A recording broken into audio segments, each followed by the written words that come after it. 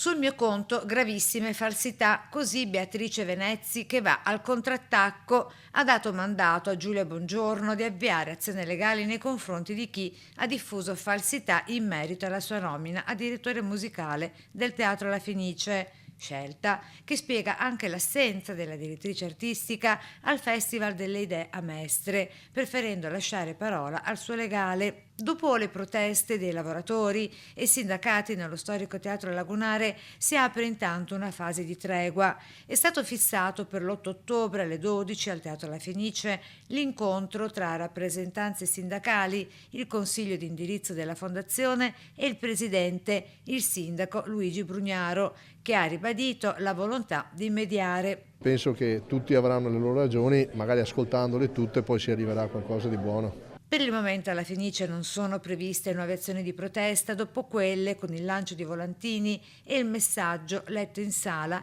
durante il concerto di sabato scorso. Prossimo appuntamento alla Fenice il 17 ottobre con la prima di Wozzeck di Alban Berg.